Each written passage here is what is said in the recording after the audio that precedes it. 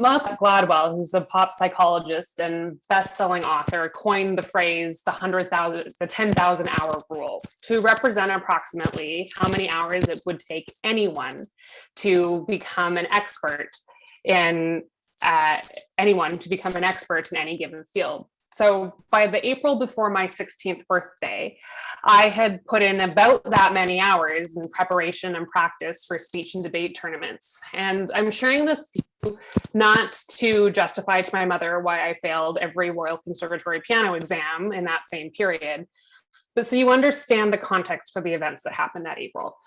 Just the month before, my debate partner, Dana, and I had won the Southern Alberta Regional Churchill Society debate tournament, which meant, of course, that we were on our way in the back of my parents' minivan to Red Deer, Alberta, to compete in the provincial championships against a rival team from Edmonton. Our topic, which we'd been researching for the better part of a month, was whether or not the 1945 bombing of Dresden, Germany was a justifiable military action. Like with all prepared debate topics, we were assigned our side. We were given the job of convincing a panel of judges that the Allied bombings were justified, even though Churchill himself struggled to answer the question, and they resulted in just about 20,000 civilian casualties, and are a case cited for why air warfare was added to the Geneva Convention. So, did I know if I was arguing for the truth? No. Did I know how to speak compellingly, how to weave emotions and facts together to support my side, and how to exploit and challenge the logic used by the people who are defending the position opposite mine? Yes.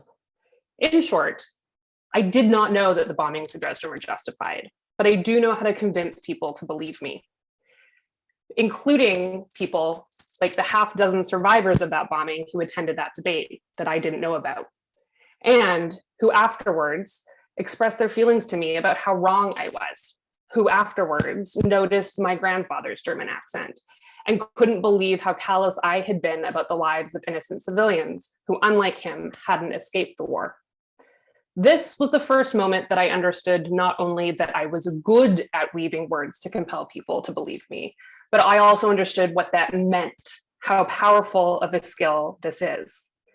It turns out that winning a debate that you don't or can't believe is true isn't just meaningful or meaningless. It can be hurtful to others, and in some cases dangerous. It turns out that when you have this kind of power, you need to be really deliberate about how you use it. So, in the back seat on my return to Calgary, surrounded by prairie darkness and the weight of a gold medal heavy around my neck, I made a commitment to use what power and voice I could have to say true things and to help others. Fast forward a couple decades, and most of my debate colleagues are lawyers or lobbyists, and I run an organization that helps women find their feet in an unequal and often predatory world, which is exactly where I want to be, and it's exactly where I committed to be in the back of a Chrysler minivan. I'm supposed to be telling a story about how I changed something, and to be honest, I don't know if I have, but I do know that the following is true. In April 2020, when we were all confined to our homes, women's assault hotlines in BC and Ontario reported a 400% increase in calls. I know that the latest police data shows that 8 out of 10 survivors of intimate partner violence are women, and that intimate partner violence accounts for 1/3 of all violent crimes reported in Canada. I know that in 2021, it took women on average until April 7th of this year to make what men made on average up until December of last year. And I know that economists and financial experts agree that in the last 16 months, the goal of gender equality for women's participation in the labor force has been set back over 3 decades.